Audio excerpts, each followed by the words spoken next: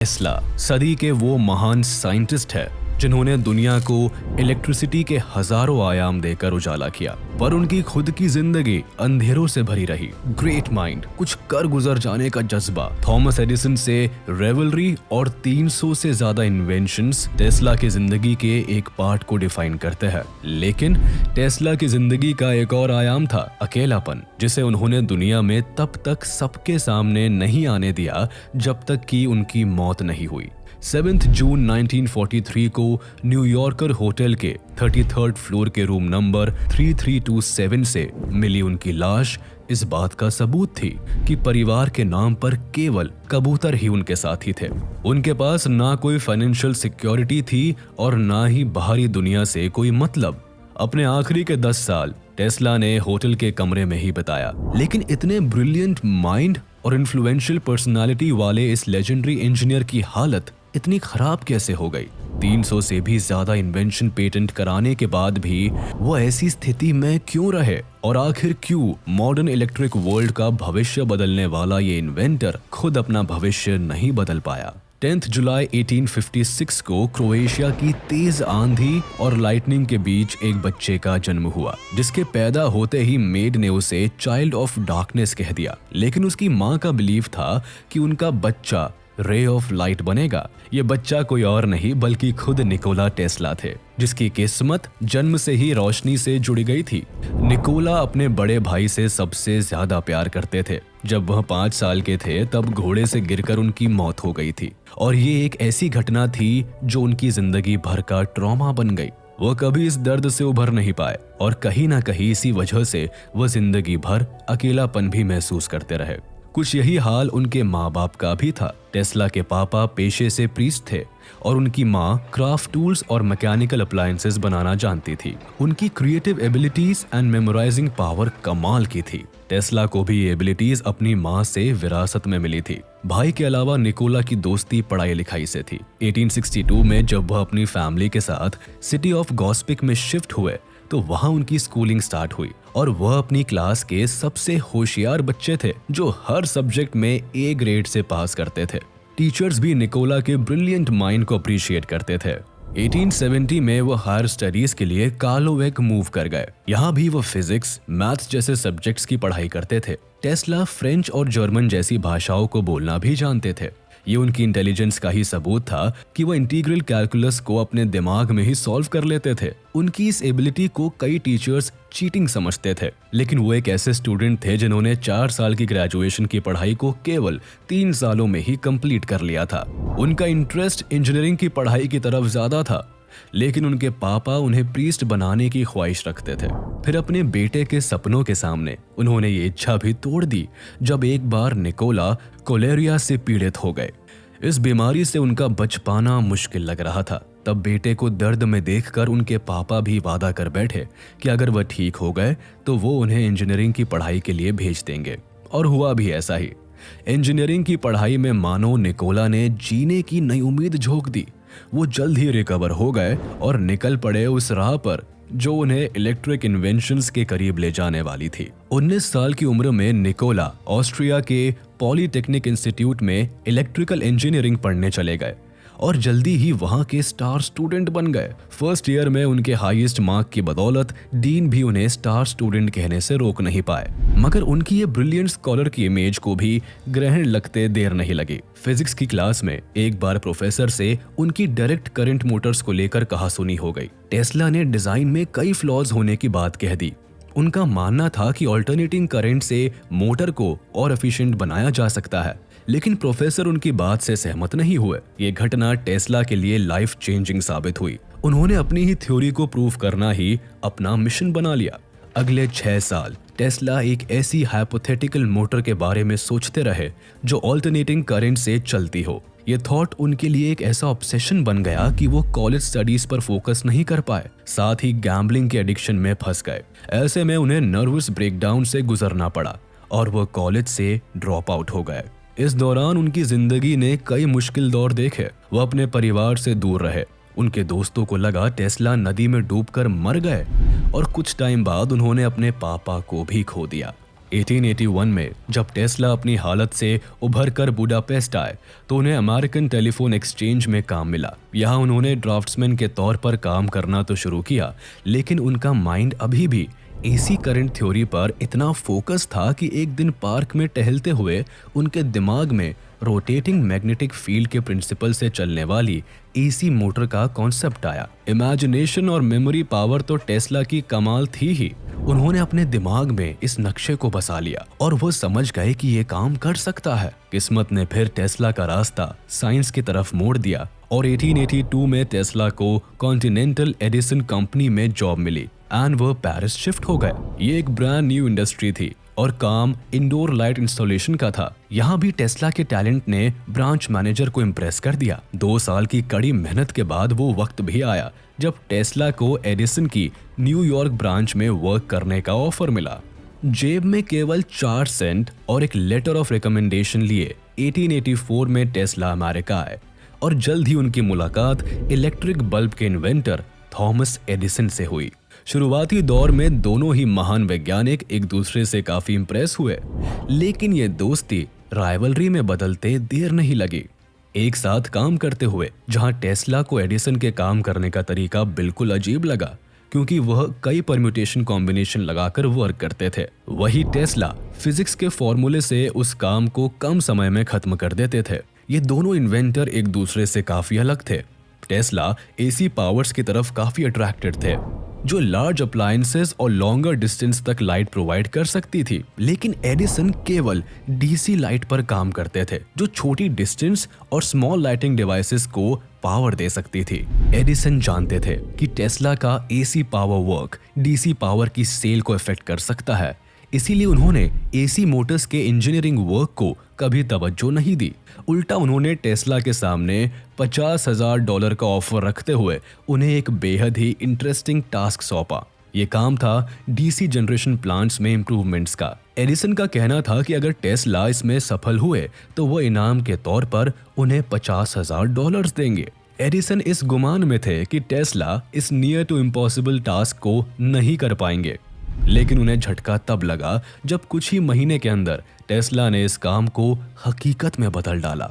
Tesla इस project को पूरा करने के लिए रोजाना सुबह 10 बजे से अगली सुबह 5 बजे तक मेहनत करते और ऑफिस में ही सोते।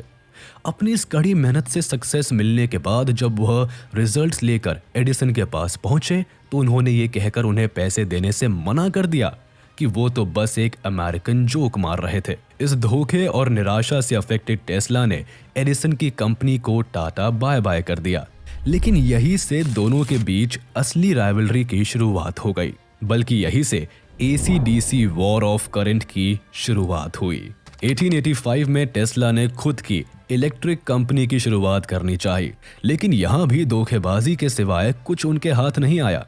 2 बिजनेसमैन रॉबर्ट लेन और बीए व्हील ने टेस्ला को अपनी लाइट मैन्युफैक्चरिंग कंपनी में काम करने के बदले उनके एसी मोटर इंडक्शन में इन्वेस्ट करने का वादा किया।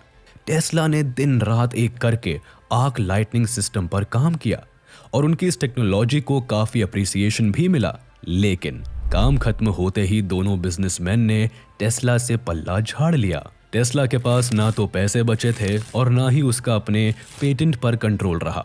हालात इतने खराब हो गए थे कि टेस्ला को $2 दिहाड़ी पर गड्ढा खोदने का काम तक करना पड़ा। ईयर 1886 वो दौर था जब टेस्ला को अपनी हायर एजुकेशन, साइंस, लिटरेचर और मशीन नॉलेज एक मजाक लगने लगी थी। जाहिर था कि इतनी ब्रिलियंसी के बाद भी इस महान वैज्ञानिक को बार बार असफलता, धोखे और निराशा से गुजरना पड़ा। उनकी इस बदनसीबी को किस्मत का साथ तब मिला जब उसकी मुलाकात वेस्टर्न यूनियन के सुपरिटेंडेंट एल्फ्रेड ब्राउन और न्यूयॉर्क अटॉर्नी चार्ल्स पेक से हुई। टेस्ला के यूनिक आइडियाज और पेटेंट ने चार्ल्स और एल्फ्रेड ब्राउन को इम्प्रेस कर दिया। इन दोनों ने टेस्ला को फाइनेंशियली सपोर्ट करने के साथ उनके पेटेंट को हैंडल करने का जिम्मा उठाया और तीनों ने मिलकर टेस्ला इलेक्ट्रिक कंपनी को एस्टैब्लिश किया। टेस्ला अब इंडक्शन मोटर्स बनाने में लग गया और दिन रात की मेहनत के बाद मई 1888 को एक प्रेस कॉन्फ्रेंस में उसने एसी मोटर का कॉन्सेप्ट दुनिया के सामने रखा। ये पहली बार था जब दुनिया ने देखा कि इलेक्ट्रिसिटी केवल बल्ब ही नहीं बल्कि लॉन्ग डिस्टेंस और लार्ज अप्लायंसेस के लिए भी यूज हो सकती है। टेस्ला के इस इन्वेंशन ने कई लोगों का ध्यान अपनी तरफ खींचा। एक बड़े एंटरप्रेन्योर जॉर्ज वेस्टिंगहाउस भी टेस्ला के एसी विजन से काफी इंप्रेस हुए और उन्होंने इस प्रोजेक्ट को फाइनेंस करने का जिम्मा उठा लिया।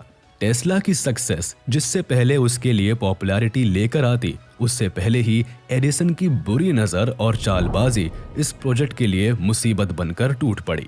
अपने कमर्शियल लॉस का बदला लेने के लिए एडिसन ने एसी करंट के खिलाफ कई डिग्रेडेड कैंपेन चलाए। उसने क्रिमिनल को लोगों के सामने करंट से दौड़ती कुर्सी पर बैठाकर मरवा दिया और इसके मरने की वजह एसी करंट को बताया। कुछ ऐसा ही उन्होंने 24 कुत्तों, हॉर्स और एक फीमेल एलिफेंट के साथ भी किया ताकि लोगों में एसी के खिलाफ डर का माहौल पैदा हो सके।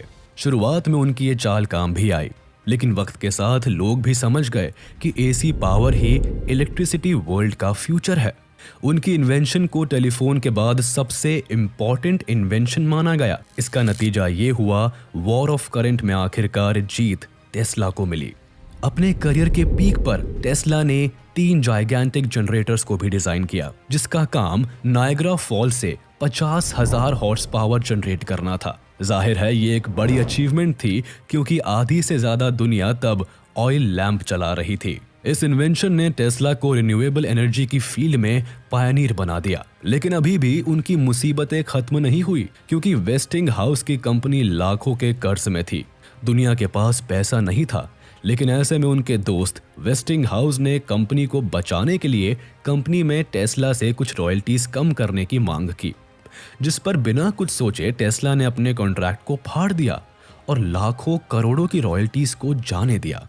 वो ग्रेटफुल थे कि वेस्टिंगहाउस ने उन पर तब विश्वास किया जब किसी ने उनका साथ नहीं दिया, और इसी दोस्ती के नाते उन्होंने अपने $300 मिलियन को यूं ही जाया कर दिया। टेस्ला के लिए पैसा कभी मायने नहीं रखता था और ना ही वो कभी फाइनेंशियल सिक्योरिटी को तवज्जो देते थे। वो जो भी कमाते थे उसकी पाई पाई अपने इन्वेंशंस पर लगा देते थे और यही वजह थी कि उनकी उम्र के आखिरी पड़ाव तक वह गरीबी और अकेलेपन से जूझते रहे। हालांकि इस दौरान उनके 300 पेटेंट ऐसे रहे जिसने उन्हें लाइमलाइट में बनाए रखा, जैसे कि उनके द्वारा व्हीकल्स के लिए बनाई गई टेस्ला टर्बाइन भी काफी पॉपुलर हुई।